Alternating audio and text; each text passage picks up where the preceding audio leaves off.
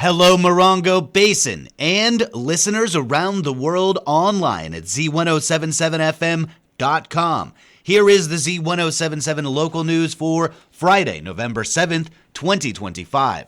A fatal traffic collision occurred on Yucca Trail yesterday at around 6:30 p.m. San Bernardino County Fire responded to the scene and confirmed that one person was pronounced dead. The Sheriff's Department said that a pedestrian in a wheelchair was traveling near the intersection of Yucca Trail and Frontera Avenue. A vehicle swerved to avoid hitting them, and the vehicle struck the pedestrian, killing them at the scene. The identity has not yet been released pending notification of the next of kin. No other injuries were reported, and no arrests were made. The Sheriff's Department has released new information about their murder investigation at a Morongo Valley mobile home park. On Wednesday morning at around 3:15 a.m., San Bernardino County Sheriff's deputies responded to the Roadrunner mobile home park on 29 Palms Highway. The Sheriff's Department said that they were initially called to respond to an unknown problem and that when deputies arrived, they found one person dead. The Sheriff's Department identified the suspect as Rocky Duarte, a 41-year-old resident of the mobile home park. The Sheriff's Department said that a female victim awoke to find Duarte in her home and that Duarte stabbed the male victim before stabbing the female victim. The male victim, a not yet identified 58-year-old, was pronounced dead at the scene. The female victim, 59 years old, was found by deputies with visible lacerations to the left side of her face, neck, and shoulders. She was taken to a hospital for treatment. Duarte was found several hours later in his residence at the mobile home park and was taken into custody. A witness told Z107.7 that residents were asked to remain in their homes until after 10 a.m. Rocky Duarte was arrested on suspicion of murder and attempted murder and is being held at the West Valley Detention Center without bail. A 19-year-old is facing 6 counts of attempted murder after allegedly shooting into a car in October.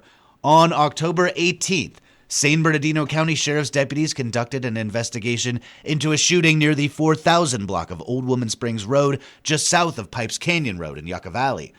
Deputies say that the suspect shot into an occupied vehicle. There were 6 people in the vehicle, and deputies said no one was injured. No arrests were made at that time. As part of their investigation into the incident, the Sheriff's Department identified a suspect in the shooting as Gage James, 19.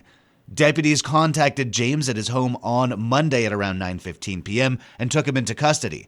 The Sheriff's Department says their investigation into the shooting is ongoing. At the time of the alleged shooting, Gage was out on bail on charges related to running a chop shop and receiving stolen vehicles. Gage James was arrested on suspicion of attempted murder and is now being held at the West Valley Detention Center on $7 million. Gage James was arrested on suspicion of attempted murder and is being held at the West Valley Detention Center on $7,200,000 bail. Gage is facing 6 counts of attempted murder with enhancements for using a firearm and committing a crime while on bail. The California Highway Patrol is once again collecting toys for children in need as part of their Chips for Kids toy drive. The annual drive is a statewide initiative that has given away millions of toys throughout California, and they couldn't do it without donations from the community. The drive begins today with a special event at Walgreens in Yucca Valley from 3:30 p.m. to 6:30 p.m. CHP officers will be on hand to personally collect toys at this event. At last year's event, I spoke with CHP officer Mike Radford, who explained the origins of the event. This is a toy drive that we do every year. A few officers decided that they wanted to help some kids in their area, collected some toys. It has now been adopted statewide. It happens throughout the entire state of California. In this area, we've been doing it for over 10 years. I don't know the exact number. Walgreens has been a partner of ours in the Chips for Kids program for many years. We collect toys from whoever's willing to donate them, and we distribute them in a variety of ways. We also work with different organizations to distribute toys. Could be schools or the victims advocate group with the district attorney's office. Anyone that knows that there's a child in need is welcome to reach out to us so we can get these toys collected and distributed. I have personally distributed toys on Christmas Eve and Christmas. It is an absolute joy to be able to make their holiday season by giving them toys. A lot of these children aren't receiving anything otherwise, and so we're happy to create a positive connection between law enforcement and young children. The kickoff event is today at Walgreens from 3:30 p.m. to 6:30 p.m. If you can't make it tonight, you can donate a new unwrapped gift at the Morongo Basin CHP office, Walgreens, the Boladium, Ground Squirrel, 29 Palms Beer Company, Grocery Outlet, Circle K in Morongo Valley, Fans Sports Grill, Roadrunner Copy Center, Small Town Grill. The last day to donate toys will be December 22nd. The 29 Palms Book Festival begins this morning and runs all weekend long.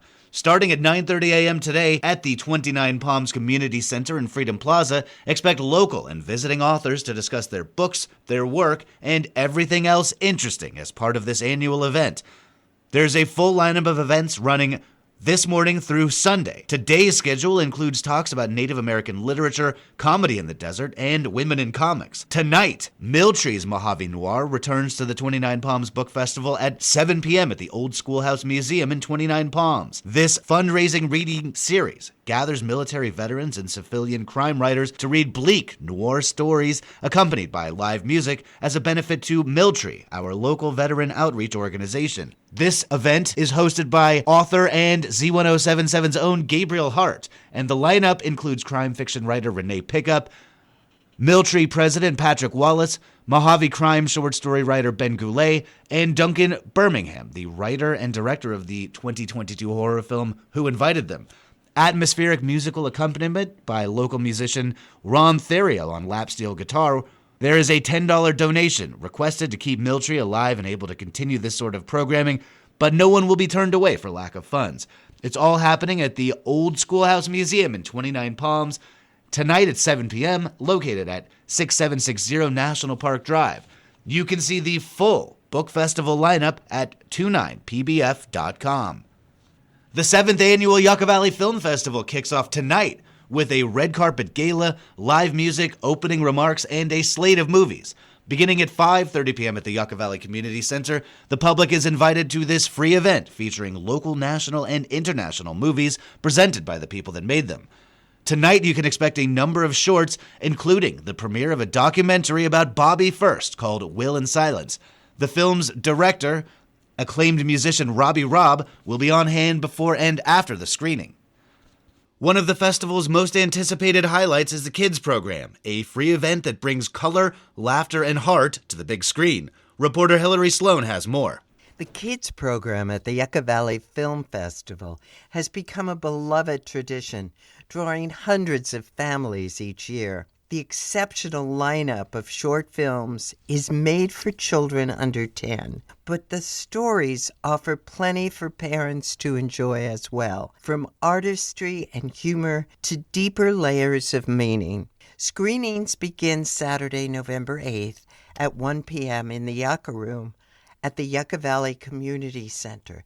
Admission is free and doors open early. This year's program includes The Family Photo, a touching space story about an astronaut who leaves a family photo on the moon only to have it discovered by curious aliens. Pow, a playful look at a Native American boy racing to charge his video game during an intertribal powwow, surrounded by music, movement, and family.